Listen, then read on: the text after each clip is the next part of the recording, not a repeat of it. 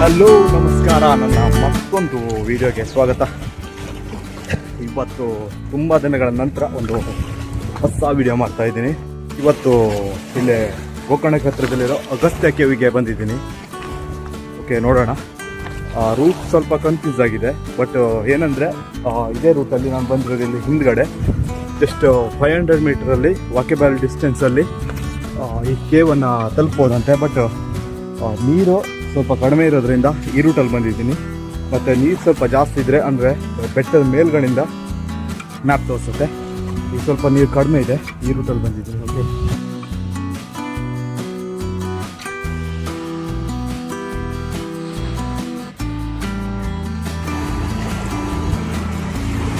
ದಾರಿ ಹೆಂಗಿದೆ ನೋಡಿ, ಈ ಥರ ಎಡ್ಜಲ್ಲಿ ನಡ್ಕೊಂಡು ಹೋಗ್ಬೇಕು.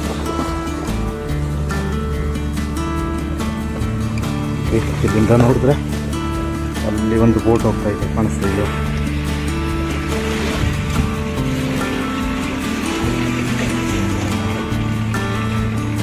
ಫಿಶಿಂಗ್ ಬೋಟ್ ಅದು.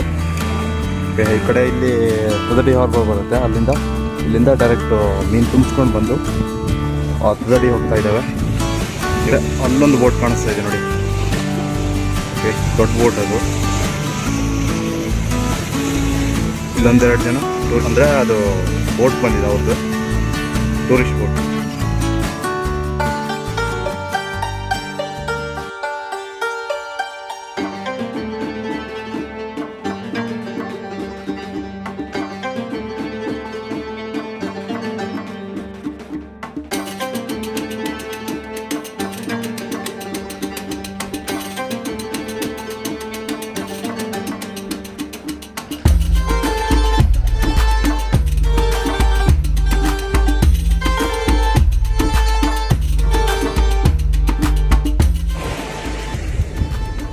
ನಾನಿವತ್ತು ನಿಮ್ಮನ್ನು ಒಂದು ಹಿಸ್ಟೋರಿಕಲ್ ಆಗಿರೋ ಈ ಅಗಸ್ತ್ಯ ಕೇವ್ಗೆ ನಿಮ್ಮನ್ನು ಕರ್ಕೊಂಡು ಬಂದಿದ್ದೀನಿ. ಈ ಅಗಸ್ತ್ಯ ಕೇವ್ ಒಳಗೆ ಏನೇನಿದೆ ಮತ್ತು ಇಲ್ಲಿ ಸುತ್ತಮುತ್ತಲಿರೋ ಪ್ರದೇಶವನ್ನು ಎಲ್ಲವನ್ನು ನಿಮಗೆ ತೋರಿಸ್ತೀನಿ. ಬನ್ನಿ ನೋಡೋಣ ಅಗಸ್ತ್ಯ ಕೇವ್ ಒಳಗೆ ಏನೇನಿದೆ ಅಂತ ಮೊದಲು ನೋಡ್ಕೊಂಡು ಬರೋಣ. ಬನ್ನಿ.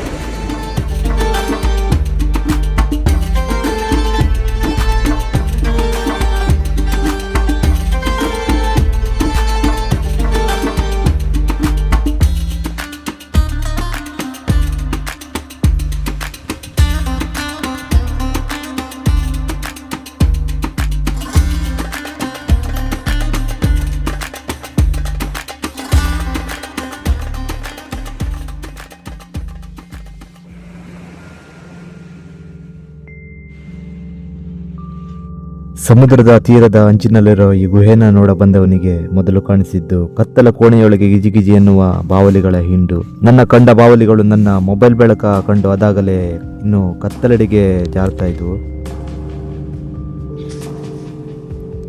ಕೋಟೆ ನೋಡಬೇಕು ಎಂದು ಮುಂದೆ ಬಂದವನಿಗೆ ಕಾಣಿಸಿದ್ದು ಒಂದು ಮಂಟಪದ ರಚನೆ. ಅಗಸ್ತ್ಯ ಮುನಿಗಳು ಇಲ್ಲಿ ತಪಸ್ಸು ಮಾಡಿದ್ದರು ಎಂದು ಈ ಗುಹೆ ಅಗಸ್ತ್ಯ ಗುಹೆ ಎಂದು ಹೆಸರು ಬಂತು ಎಂದು ನಂಬಲಾಗಿದೆ.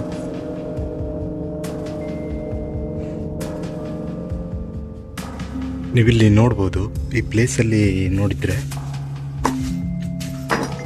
ಒಂದು ದಿಬ್ಬದ ಥರ ಮಾಡಿದ್ದಾರೆ.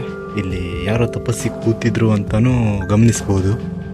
ಓಕೆ, ಮುಂದ್ಗಡೆ ನೋಡಿದರೆ ಸಣ್ಣದಾಗಿ ಬಾವಲಿಗಳ ಸೌಂಡ್ ಕೇಳ್ತಾ ಇದೆ.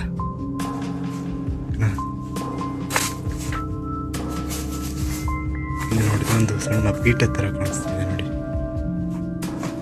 ಹೊರಗಡೆ ಒಂದು ಸ್ವಲ್ಪನೂ ಸೌಂಡ್ ಇಲ್ಲ. ಓಕೆ, ಒಂಥರ ಸ್ಕೇರಿ ಆಗಿದೆ ಈ ಗುಹೆ.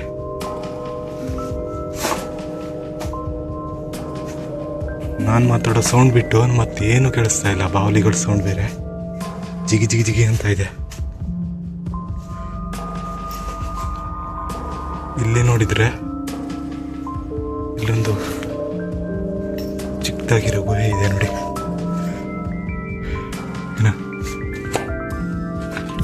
ಇಲ್ಲಿ ಒಬ್ಬರು ಕೂಡ ಪಾಸ್ ಆಗಲಿಕ್ಕೆ ತುಂಬ ಕಷ್ಟವಾದ ದಾರಿ. ಇಲ್ಲಿಂದ ಚಿಕ್ಕದಾಗಿ ಒಂದು ದಾರಿ ಥರ ಕಾಣಿಸ್ತಿದೆ ನೋಡಿ, ಕಾಣಿಸ್ತಿದೆಯಾ?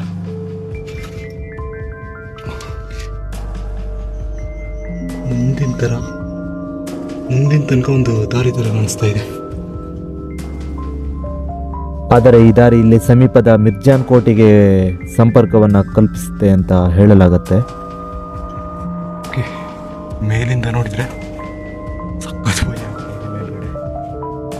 ಓಕೆನಾ, ಇಲ್ಲಿ ನೋಡಿ ಏನೋ ಫುಲ್ಲು ಮಣ್ಣೆಲ್ಲ ಬೀಳ್ತಾ ಇರುತ್ತಲ್ಲ ಆ ಥರ ಕಾಣಿಸುತ್ತೆ. ಓಕೆ ನೋಡಿ, ಕಲ್ಲೆಲ್ಲ ಕುಸಿದು ಬಿದ್ದಿರೋ ಥರ ಇದೆ. ಓಕೆನಾ, ಹೊರಗಡೆ ಎಷ್ಟು ಬಿಸಿಲಿತ್ತು ಮತ್ತು ಸಿಕ್ಕಾಪಟ್ಟೆ ಶೆಕೆ ಇತ್ತು. ಇಲ್ಲಿ ಒಳಗಡೆ ಬಂದರೆ ಒಂಥರ ತಣ್ಣಗನ್ನಿಸ್ತಾ ಇದೆ ಗಾಳಿ. ಓಕೆ, ಕಲ್ಲೆಲ್ಲ ನೋಡಿ ಒಂಥರ ಪೇಂಟಿಂಗ್ ಆಗಿರೋ ಥರ ಸಖತ್ತಾಗಿ ಕಾಣಿಸ್ತಾ ಇದೆ.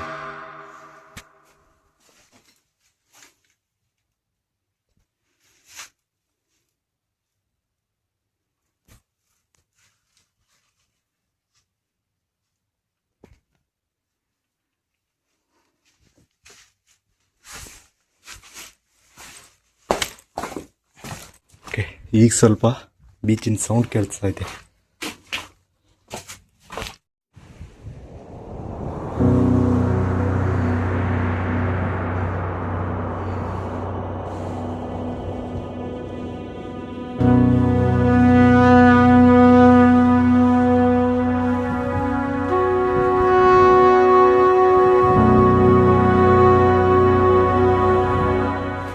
ಇಲ್ಲಿಂದ ಅಗಸ್ತ್ಯ ಗುಹೆಯನ್ನು ನೋಡಿಕೊಂಡು ಆದಮೇಲೆ ಇಲ್ಲೇ ಒಂದು ಪುತ್ತುಸ್ವಾಮಿಯವರ ಸ್ಟ್ಯಾಚು ಇದೆ ಅಂತೆ. ಮತ್ತು ಅಲ್ಲಿಗಡೆ ಮೇಲ್ಗಡೆ ಒಂದು ಮನೆ ಥರ ಇದೆ. ಮನೆನೋ ಅದು ಆಶ್ರಮ ಮನೆ ಅಂತ ಪಕ್ಕ ಗೊತ್ತಿಲ್ಲ, ಹೋಗಿ ನೋಡ್ತೀನಿ. ಓಕೆ, ಹಿಂಗಿಂದ ಇಲ್ಲೊಂದು ಸ್ಟೆಪ್ ಹತ್ಕೊಂಡು ಹೋಗಬೇಕು. ಸ್ವಲ್ಪ ಡಿಫಿಕಲ್ಟ್ ಆಗಿದೆ, ಕರೆಕ್ಟಾದ ರೂಟ್ ಇಲ್ಲ. ಅಂದರೆ ಈ ಥರ ಕಾಲ್ದಾರಿಲ್ಲೇ ಹೋಗಬೇಕು. ಹಿಂಗೆ ಹೋಗಿ ಆ ಕಡೆ ಹೋಗಬೇಕಾಗುತ್ತೆ. ಅಲ್ಲೊಂದು ಸ್ಟ್ಯಾಚು ಇದೆ, ಅದನ್ನು ನಿಮಗೆ ತೋರಿಸ್ತೀನಿ. ಬನ್ನಿ ಹೋಗೋಣ.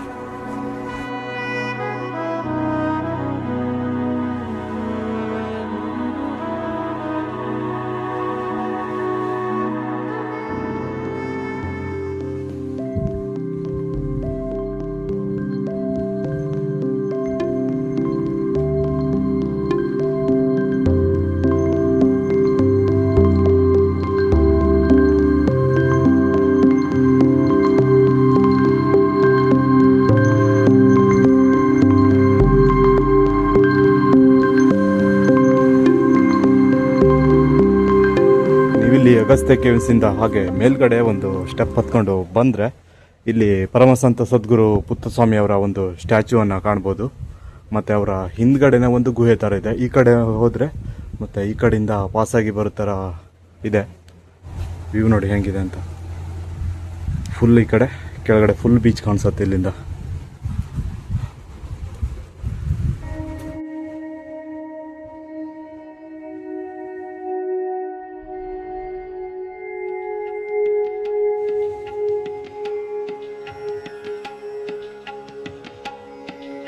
ನನಗನ್ಸೋ ಪ್ರಕಾರ ಇದು ಅದು ಪ್ರೈವೇಟ್ ಪ್ರಾಪರ್ಟಿ ಇರ್ಬೋದು, ಇಲ್ಲ ಇವರ ಆಶ್ರಮ ಇರ್ಬೋದು.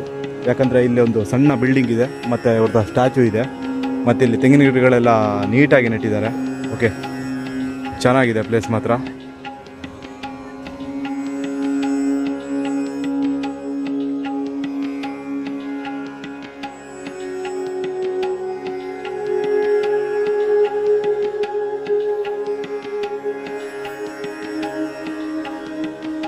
ಶ್ರೀ ಸಂತ ಸದ್ಗುರು ಸ್ವಾಮಿಯವರು ಅಗಸ್ತ್ಯ ಮುನಿಗಳ ಭಕ್ತರಾಗಿದ್ದು ಈ ಜಾಗದಲ್ಲಿ ಧ್ಯಾನವನ್ನು ಮಾಡಲಿಕ್ಕೆ ಬೇಕಾದಂಥ ವ್ಯವಸ್ಥೆಗಳನ್ನು ಇಲ್ಲಿ ಮಾಡಿಕೊಳ್ತಾರೆ. ಅಂದ ಹಾಗೆ ಒಂದು ಆಶ್ರಮವನ್ನು ಕೂಡ ಇಲ್ಲಿ ಮಾಡಿಕೊಂಡು ಅವರು ನಡೆಸ್ಕೊಂಡು ಹೋಗ್ತಾ ಇರ್ತಾರೆ.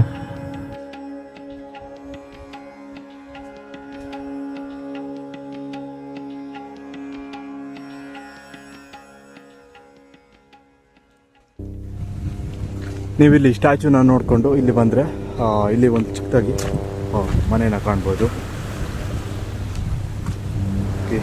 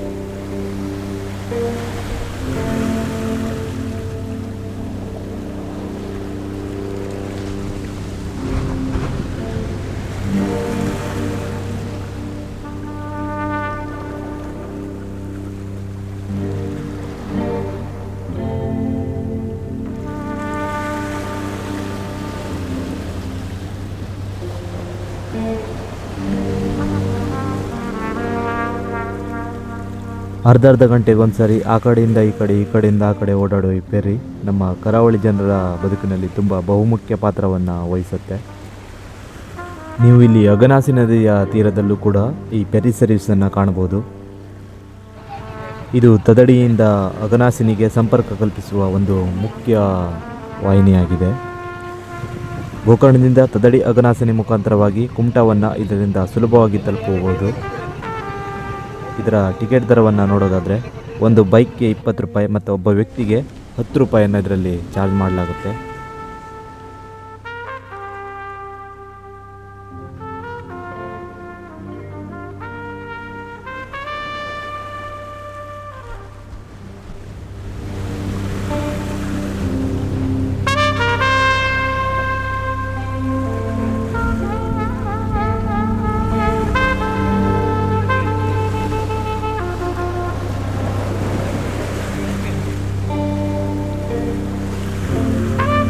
ಈ ಕೇವ್ಗೆ ಬರಬೇಕಂದ್ರೆ ನೀವು ಕರೆಕ್ಟಾಗಿ 2 ದಾರಿ ಇದೆ. ಒಂದು ಕುಮಟಾಯಿಂದ ಮತ್ತು ಗೋಕರ್ಣದಿಂದ ಬರಬೇಕಂದ್ರೆ ಅಘನಾಶಿನಿ ಮುಖಾಂತರ ಫೆರಿಯಿಂದ ಬರಬೇಕಾಗತ್ತೆ.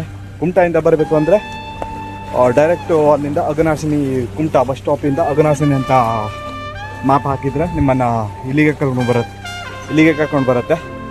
ಆದರೆ ಇಲ್ಲಿಂದ ಬರಬೇಕು ಅಂದರೆ ಇಲ್ಲಿಂದ ಜಸ್ಟ್ 300 ಮೀಟರ್ ನಡ್ಕೊಂಡು ಬರಬೇಕಾಗತ್ತೆ. ಓಕೆ,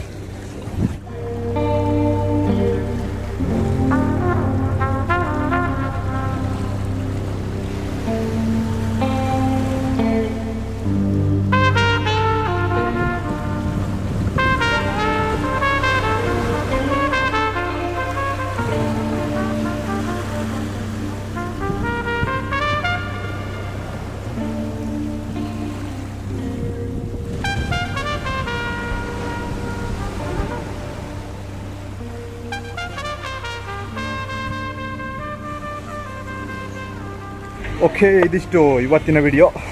ಮುಂದೆ ಮತ್ತೊಂದು ಅದ್ಭುತವಾದ ವಿಡಿಯೋ ಜೊತೆ ಸಿಗ್ತೀನಿ. ಓಕೆ, ಬಾಯ್ ಬಾಯ್.